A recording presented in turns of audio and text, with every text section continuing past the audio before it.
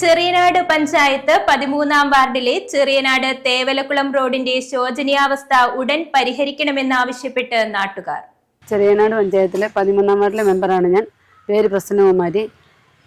ഇപ്പോൾ ഈ railway station ഭാഗത്തോട്ട് പോകുന്ന ഒരു റോഡ്, 3 സ്കൂളുകളും അമ്പലത്തിലോട്ടും കൂടുതൽ ആളുകൾ യാത്ര ചെയ്യുന്ന ഒരു റോഡ്, ദേവസ്വം ബോർഡിൻ്റെ സ്കൂളിൻ്റെ കിഴക്ക് ഭാഗത്തോടെ തേവലക്കുളം ഭാഗത്തോട്ട് പോകുന്ന ഈ റോഡിൻ്റെ ശോചനീയാവസ്ഥ കുറേ വർഷങ്ങളുമുണ്ട്. ഞങ്ങൾ പല അധികാരികളെയും സമീപിച്ചു. റെയിൽവേയോട് ചേർന്ന് കിടക്കുന്ന ഭാഗമായതുകൊണ്ട് റെയിൽവേയുടെ അനുമതി ഈ റോഡിന് ആവശ്യമാണ്. അതിനു വേണ്ടിയിട്ട് പല മന്ത്രിമാരെ ആയാലും പല സാമൂഹ്യ പ്രവർത്തകരുടെ നേതൃത്വത്തിൽ ഞങ്ങൾ ഇതിനു വേണ്ടിയിട്ട് കത്തുകൾ നൽകി. പക്ഷേ ഇതിന് യാതൊരുവിധ നടപടികളും ഉണ്ടായിട്ടില്ല. റെയിൽവേ സ്റ്റേഷനിലോട്ട് പോകുന്ന ഈ റോഡും തേവലക്കുളം ഭാഗത്തോട്ട് നിരവധി ആളുകൾ താമസിക്കുന്ന ഒരു ഏരിയയാണ്. പക്ഷേ ഈ ഭാഗത്തോട്ട് പോകാൻ വേണ്ടിയിട്ടുള്ള 125 മീറ്റർ റോഡ് റെയിൽവേയിൽ നിന്ന് വിട്ടുകിട്ടണമെന്നാണ് ഞങ്ങളുടെ ആവശ്യം. അതിനു വേണ്ടിയിട്ട് ഇപ്പോഴും കേന്ദ്രമന്ത്രിമാരായാലും അല്ലാതുള്ള സംസ്ഥാന സർക്കാരിനായാലും നമ്മൾ പരാതി കൊടുത്തു, എംപിക്ക് കൊടുത്തു. പക്ഷേ ഇതിനു വേണ്ടിയിട്ട് യാതൊരുവിധ നടപടികളും ഉണ്ടായിട്ടില്ല. ഈ ആവശ്യം ഞങ്ങൾക്ക് എത്രയും വേഗം പരിഹരിച്ചു തരണമെന്നാണ് ഞങ്ങളുടെ ചെറിയനാട് നിവാസികളുടെ ആഗ്രഹം. ഞങ്ങളുടെ ഈ റോഡ് വളരെ പുരാതനമായി പഴക്കമുള്ളൊരു റോഡാകുന്നു. ഈ റോഡെന്ന് പറയുന്നത് ഏറ്റവും പ്രശസ്തമായ പള്ളിവിളക്കിൻ്റെ നാടായ ചെറിയനാട് അമ്പലത്തിൽ പോകുന്ന റോഡാണ്. ദേവസ്വം ബോർഡ് ഹയർ സെക്കൻഡറി സ്കൂളുണ്ട്, വിജയശ്രീ ഹൈസ്കൂളുണ്ട്, സെൻറ്റ് ജോസഫ് ഇംഗ്ലീഷ് മീഡിയം സ്കൂളുണ്ട്, JVH സ്കൂളുണ്ട്. അങ്ങനെ 5-6 സ്കൂളുള്ള ഞങ്ങളുടെ പ്രദേശത്ത് തോണിക്കാട് ഭാഗത്തു നിന്ന് വരുന്ന എല്ലാ കുഞ്ഞുങ്ങളും പോകുന്നത് ഈ വഴിയാണ്. റെയിൽവേ സ്റ്റേഷനിലോട്ട് പോകാനുള്ള ഷോർട്ട് ഫോമാണിത്, ഷോർട്ട് വഴിയാണ്. ആകയാൽ ഞങ്ങൾ വളരെ നാളുകൊണ്ട് അനുഭവിക്കുകയാണ്. മഴ പെയ്താൽ വെള്ളം കുത്തിയൊലിച്ചു വരുന്നു, വെയിലായ കല്ലിളകി വരുന്നു. ഇവിടെ വളരെ അപകടങ്ങൾ ദിവസവും ഉണ്ടായിക്കൊണ്ടിരിക്കുകയാണ്. കുഞ്ഞുങ്ങളൊക്കെ സൈക്കിളെ വന്ന് പടപടാന്നാണ് വീഴുന്നത്. ഇത് കണ്ടു നിൽക്കാൻ ഞങ്ങൾക്ക് സഹിക്കുന്നില്ല. ആകയാൽ ഈ റോഡ് എത്രയും പെട്ടെന്ന് ശരിയാക്കി തരണമെന്ന് ഞങ്ങൾ താഴ്മയോട് അപേക്ഷിക്കുകയാണ്. ഞാൻ ചെറിയനാട് ഗ്രാമപഞ്ചായത്തിൻ്റെ പൊതുപ്രവർത്തകനാണ്, പ്രത്യേകിച്ച് CPMൻ്റെ പ്രവർത്തകനാണ്.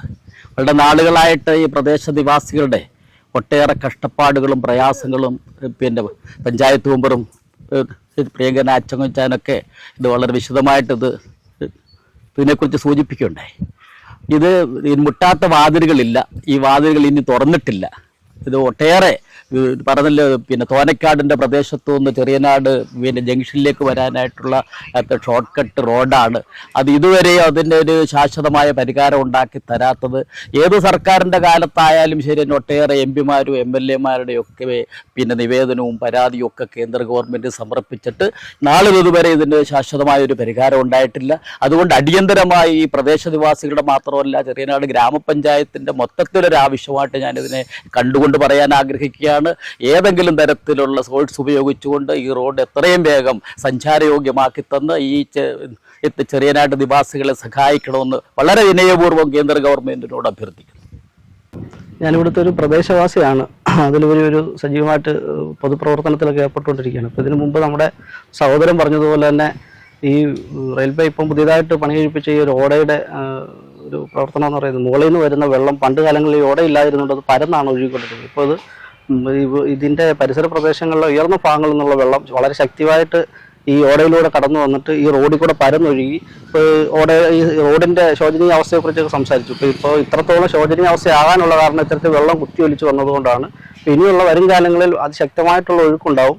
അതുപോലെ തന്നെ ഈ റോഡിൽ കൂടെ ഒഴുകി ഇതിൻ്റെ താഴ്ന്ന പ്രദേശമായ തേവലക്കുളം ഭാഗത്തേക്ക് എത്തി. അപ്പോൾ അങ്ങനെ എത്തപ്പെടുമ്പോൾ അവിടുന്ന് സുഗമമായിട്ട് ഈ വെള്ളം പടിഞ്ഞാറേക്ക് ഒഴുകി പോകാനുള്ള ഒരു സംവിധാനം നിലവിലില്ല എന്നുള്ളതാണ് ഇപ്പം പ്രദേശവാസി എന്ന നിലയിൽ ഞാനടക്കം ഉള്ള ആളുകൾ ഇപ്പം അഭിമുഖീകരിക്കുന്നൊരു പ്രശ്നം. അപ്പം പല ആളുകളും അനധികൃതമായും നിയമപരമായിട്ടൊക്കെ വയലുകൾ നിരത്തി വീട് വെക്കുകയും അതുപോലെ കൃഷിസ്ഥലങ്ങളൊക്കെ ഉപയോഗിക്കുകയും ചെയ്യുന്നുണ്ട്. അപ്പോൾ ഞാൻ പറയാൻ ഉദ്ദേശിക്കുന്നത്, ഈ വരുന്ന വെള്ളം ഈ തേവലക്കുളത്തിലേക്ക് പതിക്കുമ്പോൾ അവിടെ നിന്ന് പടിഞ്ഞാറ് സ്ഥിതി ചെയ്യുന്ന ചാല്, അവിടെ നിന്നും കൈപ്പുഴ പാടശേഖരത്തിലേക്ക് കടന്നു പോകുന്ന ഒരു ഒഴുക്ക് തോടുണ്ട്. അതിലൂടെ സുഗമമായിട്ട് ഒഴുകി പോകത്തക്ക തരത്തിലുള്ള സംവിധാനം കൂടി ബന്ധപ്പെട്ട അധികാരികളുടെ ഭാഗത്തുനിന്ന് ഉണ്ടാകണമെന്നുള്ളൊരു അപേക്ഷ കൂടി പ്രദേശവാസി എന്ന നിലയ്ക്ക് എനിക്ക് അറിയിക്കാനുണ്ട്.